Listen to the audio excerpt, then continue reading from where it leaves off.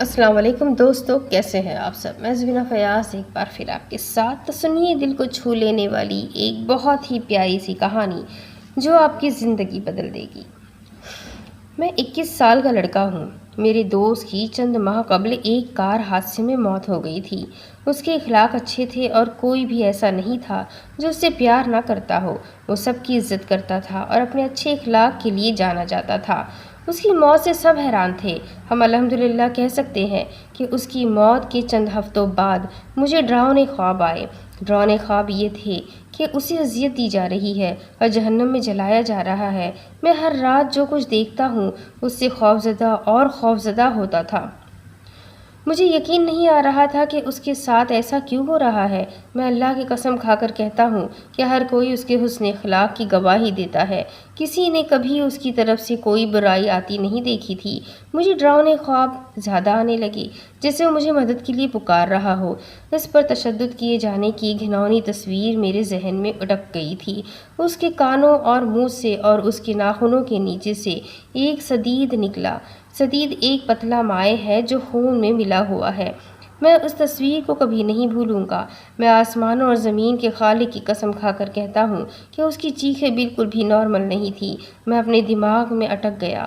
میں نے اس کے لیے صدقہ جاریہ دینا شروع کر دیا اور اذان کی نماز کے وقت اس کے لیے دعائیں کی۔ ڈراؤنے خواب غائب نہیں ہوئے۔ میں نے سونے سے نفرت کی اور اسے چھوڑ دیا۔ میں دعا کرنے کے علاوہ کچھ نہیں کر سکتا تھا۔ 2 دن بعد میں نے ایک اور ڈراؤنا خواب دیکھا کہ اس پر تشدد کیا جا رہا ہے، جہاں بڑے بڑے جسم والے اسے گھسیٹ کر لے گئے اور اس کے کان میں سدید انڈیل رہے ہیں۔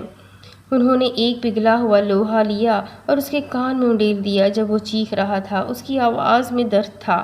آخر میں نے خواب میں اس سے بات کی اور اس سے پوچھا کہ وہ تمہارے ساتھ ایسا کیوں کر رہے ہیں جب تم اپنے ماں باپ کی عزت کرتے تھے اور اپنی نمازوں کے پابندی تھے۔ تم نے کون سا گناہ کیا تھا؟ اس نے مجھ سے مخاطب ہو کر کہا، میرے بھائی کی موسیقی۔ میرے مرنے کے بعد اور اللہ نے مجھے قبر میں ڈال دیا، میں اذیتیں دیتا رہا ہوں۔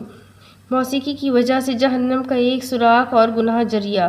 میں نے کبھی ایسا دن نہیں دیکھا جو راحت والا ہو۔ کوئی دن نہیں دیکھا کہ موسیقی کی وجہ سے فرشتے مجھے اذیت نہ دے رہے ہوں۔ پھر وہ اسے گھسیٹ کر لے گئے۔ ایک بار پھر میرے سر میں یہ تصویریں آئیں۔ میں نے اپنے آپ سے پوچھا، گناہ جاریہ سے اس کا کیا مطلب ہے؟ پھر مجھے یاد آیا کہ ان کا انسٹاگرام پر ایک اکاؤنٹ تھا جہاں وہ موسیقی کے ساتھ گانے پوسٹ کر رہا تھا۔ اس نے میرا دل توڑ دیا کہ فالوورز اور لائکس کہاں ہیں۔ وہ نہیں جانتے تھے کہ وہ مر چکا ہے۔ گناہ جاریہ سے اس کا یہی مطلب ہے، پر گانے والا جو اسے سنتا ہے اسے اس کے گناہ ملتے ہیں۔ مجھے لگا کہ یہ میری غلطی تھی کہ مجھے اس کے گناہ کا علم نہیں تھا۔ میں اس کا حل ڈھونڈتا رہا۔ مجھے اس کا پاس ورڈ یا ای میل معلوم نہیں تھا۔ میں راستے تلاش کرتا رہا، یہاں تک کہ الحمدللہ میں نے میری رہنمائی کی اور مجھے ایک ہیکر ملا۔ میں نے اسے بلایا اور اسے اپنے حالات کے بارے میں بتایا۔ اس نے سب کچھ مٹا دیا اور اپنا اکاؤنٹ ڈیلیٹ کر دیا۔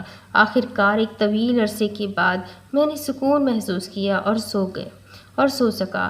میں ان تصاویر کو کبھی نہیں بھولوں گا۔ میں نے موسیقی سننا چھوڑ دی۔ مجھے موسیقی کا ذکر کرنے سے بھی نفرت تھی۔ اس سب نے مجھے دکھایا یہ دنیا صرف ایک امتحان ہے اللہ کی طرف سے اپنے بندے تک، اور اللہ مجھے آپ کی طرف ہدایت دے۔ صدقہ جاریہ سمجھ کر اس کو شیئر ضرور کیجیے گا اور اس کی کوئی قیمت نہیں ہے۔ سب دوست ایک بار درود شریف پڑھ لیں۔ ایک بار درود شریف پڑھنے سے اللہ تعالیٰ 10 مرتبہ آپ کو رحمت فرماتے ہیں۔